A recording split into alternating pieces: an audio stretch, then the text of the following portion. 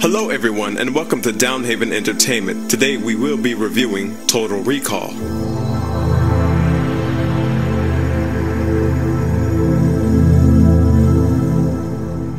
Now I'm just gonna let you know I have not seen Total Recall that came out in the 90s, so there's no comparison between the two flicks here. So this Total Recall movie is loosely based off a short story called We Can Remember It For You Wholesale by Philip K. Dick, in which I have not read.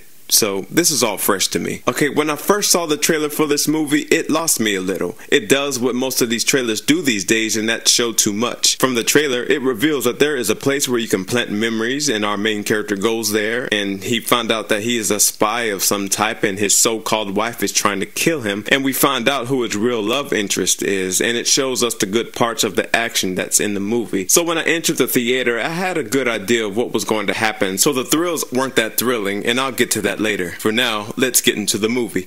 Total Recall was directed by Len Wiseman, who has directed Underworld, Underworld Evolution, Live Free or Die Hard, and now Total Recall. The film stars Colin Farrell as Douglas Quaid, who did a very nice job with his character. He looked the part, he was believable, and it was good to see Farrell kick butt again. Kate Beckinsale as Lori. This chick did a good job of playing the antagonist. Always a pleasure to see her kick butt again, so she doesn't disappoint. Jessica Biel as Melina. To be honest, Jessica Biel's character is not that fleshed out, so she's just a love interest of our protagonist, so any chick could have played her part. But she did a good job with what she had to work with.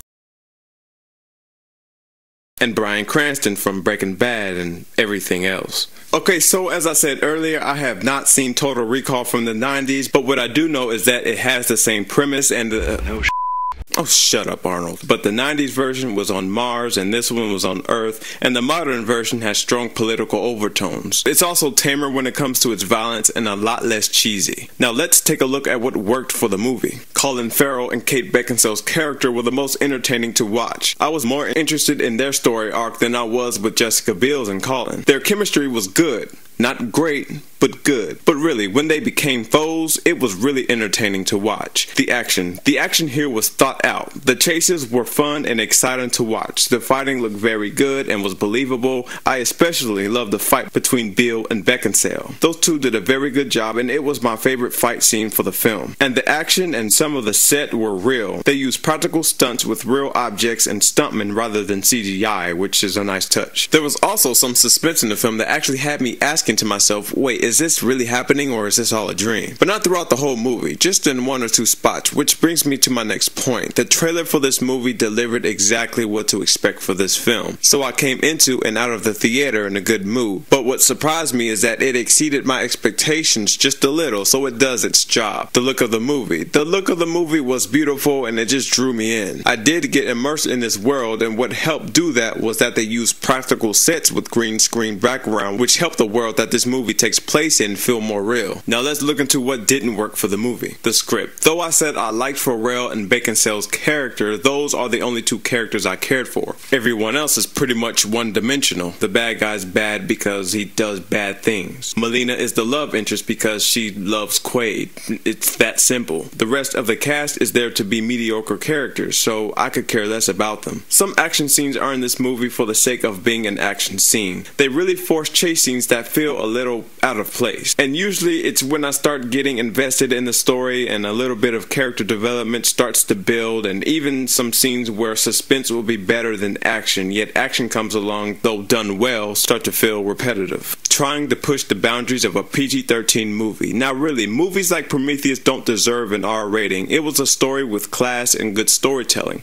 The violence is dumbed down, as in not gore-filled, sex is implied, and one useless F-bomb. Total Recall has a chick flash her 3 milk buffets on screen, has tons of action and some cursing, and the pointless F-bomb. Now that's not my main complaint, but to me, when movies try to push boundaries in these departments, the movie becomes more degraded and cheap, much like today's horror movies with gore and blood all over the place. Less is more, less is better. You see, I had no idea about the prostitute with the 3 chikangas in the original film. It was just thrown in my face and it distracted me from the film. It was really unneeded. For example,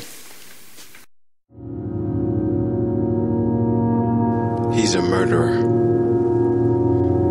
All he does is prey on the innocent. I'm here to stop all of that. He's He's murdered too many people, including my wife.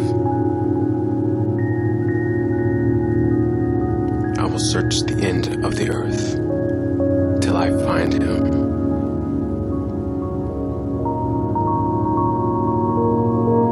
No words can explain how much hate I have for this one human being.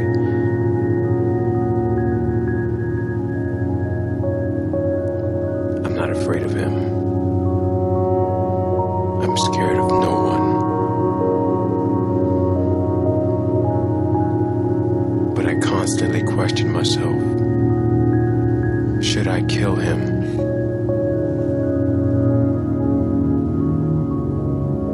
I'm not too sure.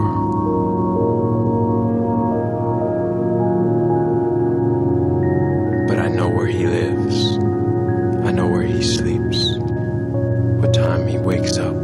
Now, I know you could have lived without seeing that in this short film, but do you see my point? Now, I know it was in the first movie, but the first movie was set on Mars, hyper-violent, and full of nonsense. This movie was dumbed down and took itself seriously, so there you go. But that's just me, how the trailer affected the movie. I'm not a big fan of trailers showing half a plot of the movie. This trailer affected the movie negatively. What I mean is, the movie would have been more suspenseful and more engaging if I had no idea about Kate Beckinsale's character turning on Farrell's, and Jessica Biel's character being the love interest would have been more surprising. A good action suspense movie would know not to give away too much, so when the movie comes out, you don't know what to expect. Not everyone has seen the first film, so why not surprise the new moviegoers? I've seen the trailer so many times, the TV, internet, and the theater, so when I saw the action in the movie, it was less of an impact because I've seen it, and it was crammed down my throat, and I knew what to expect for the most part. And I'm certain that if you've seen the first movie, there's no surprise in this movie, so I guess that would be kind of a bummer too. But honestly, despite any gripes I have with this film, this movie in its own right was a lot of fun, but to me it was kind of a shame that this movie went toward ADD type of storytelling rather than telling a really good story that's thought-provoking. It isn't great or bad, but slightly forgettable. The story is a little predictable and the trailers didn't help at all, but the trailer did a good job of letting you know what you're in for, so it delivered in that area. So while balancing the pros and cons of this movie, I'll have to give it a solid